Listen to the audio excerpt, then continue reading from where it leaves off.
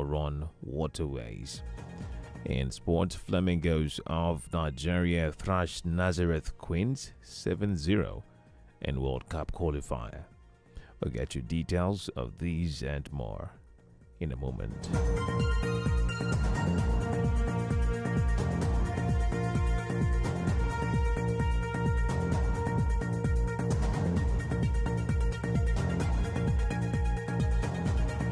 Many thanks for joining us on XL News 360.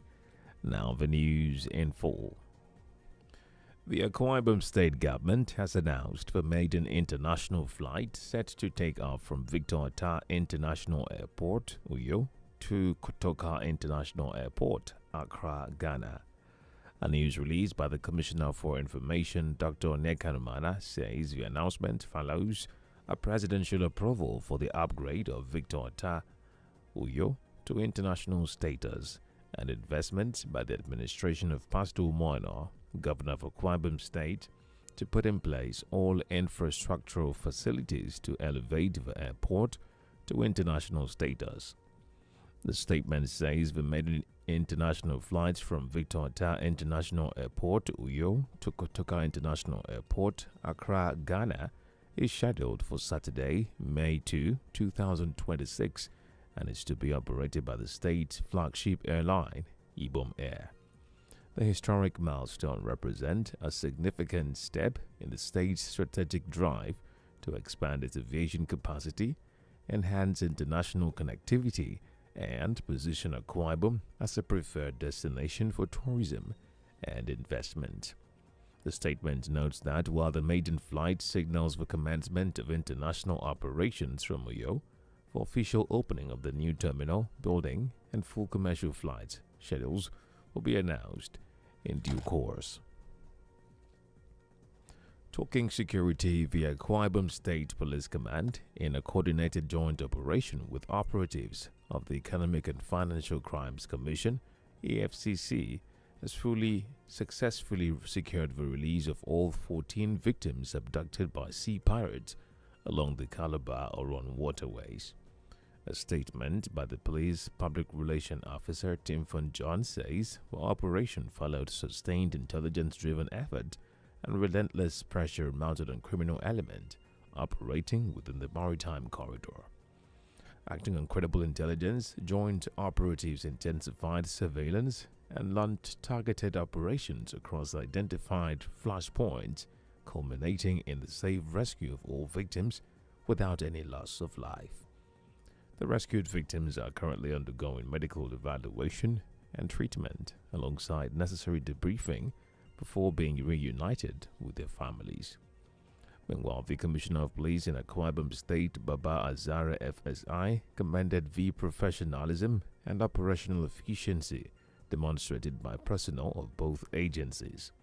The command assured that efforts have been intensified to track down and apprehend the perpetrators behind the abduction. Away from that, the Nigerian Society of Engineers, Uyo branch, has emphasized the critical role of engineering in strengthening agricultural productivity, particularly through mechanized farming. This formed the focus of discussions at the April 2026 General Meeting and technical paper presentation held at the NSE Secretariat in Uyo, Akwa Ibom State. The event featured a presentation of the commodity value chain in Akwa Ibom State, challenges and prospects, with emphasis on palm fruits. Delivering the paper, the chairman of Ikona local government area, engineer Otobong Esien, highlighted the strong link between engineering and agriculture, noting that modern farming techniques driven by machinery are essential for improving output and efficiency. Everything is about engineering, from cultivation. Of course, the aspect of cultivation, you need to know the soil, texture. That's the work of agricultural engineer. A chemical engineer is expected to be versatile. I see agriculture as a model for our existence. If you're talking about mechanized system of farming, you need equipment, and engineers are very, very important in this. All facets of engineering is important in agriculture. She identified several challenges affecting farming in the state, including low mechanization, limited access to modern equipment, and traditional farming practices. She urged individuals and stakeholders to embrace agriculture, stressing that it must be approached with innovation and mechanization to achieve meaningful results. Like the governor of Akwa Ibom State, I will encourage everybody to go back to farming because, of course, it's beneficial. Even healthy. It's healthy to cultivate. Seeing that you put a little seed on the ground and prune it within a short period, it now becomes food. So everybody should be interested in farming and mechanized. Like I said, corporate system of farming will also make us independent as a country to increase our GDP. In his remarks, the chairman of the Nigerian Society of Engineers, Uyo Branch, Engineer Memesiko, underscored the relevance of the topic, stating that the concept of a value chain cannot be fully realized without the input of engineering.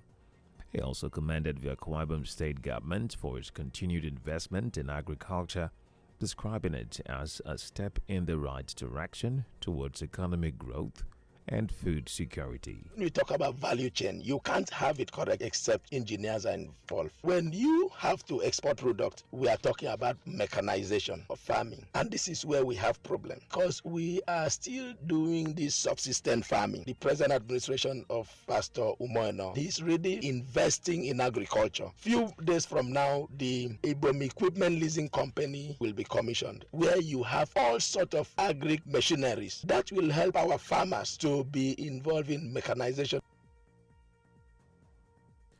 The meeting brought together engineering professionals and stakeholders to explore sustainable solutions for enhancing agricultural productivity in the state. Away from that, the acting Nigerian ambassador to South Africa, Temitope Ajayi, has dispelled speculations that Nigerians are under intense attack in the Southern African country, following recent report of violence against foreigners. Ajayi said that the recent incidents recorded were isolated confrontations with foreigners rather than targeted violence against Nigerians. Right now, Nigeria are not under siege. The situation is currently under control. The government are working on it. The two governments are working on it. Actually, the priority right now is to ensure the safety and well-being of every citizen, including foreigners. What we have seen is a kind of isolated tension, and that is why it called for caution. But in terms of direct attack or direct siege on Nigerians, that is not taking place right now. The acting ambassador explained that although there had been some concerns about people targeting foreigners, the South African government had come out to issue a statement cautioning the people against targeting foreigners and xenophobic practices. I'm particularly in Pretoria right now, and the situation is relatively calm. Also in Johannesburg, it's calm. What we had before was an isolated happenings in KwaZulu-Natal in Durban, which was contained and which informed the prompt response by the government in terms of issuing out that directive. And again, we have also issued some advisory which call for caution, and that is basically what it is right now. Ajayi further blamed the violence on political opportunists who, he said, do not represent the host government. On the international scene, the United Nations has extended warm greetings to the people and government of South Africa, all expressing deep concern over reported xenophobic attacks targeting migrants and foreign nationals in parts of the country. The message acknowledges Freedom Day as a defining moment in South Africa's history.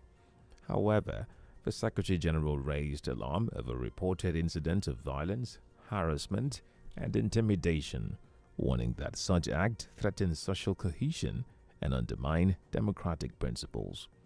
He condemned what he described as a criminal behavior driven by individuals inciting violence and exploiting socio-economic conditions, stressing that vigilantism and hate-based actions have no place in a democratic society governed by the rule of law. In sports, Nigeria's under-17 women's team, the Flamingos, continued their impressive preparations for the 2026 Africa Under-17 Women's World Cup qualifiers with a commanding 7-0 victory over Nazareth Queens in Abuja, extending their winning momentum in camp. The result follows their earlier 6-0 win over Generation Next on Saturday, which underlines strong progress in the camp as head coach Akim Shola Busari continues preparations for the second run qualifier against Guinea. Nigeria will face Guinea over 2 legs in May, with the first leg away between May 22 and 24 before the return fixture in Abuja on May 30 as the Flamingos aim to secure qualification for the global tournament. Those are stories we followed for you at this time. The news was produced by Menem Enang. For your news coverage, you can call us on 0802 860 0811 or 0814 766 3166. I am Inemesad Godwin. Many thanks for listening. Good morning. That's the news on XL 106.9 FM.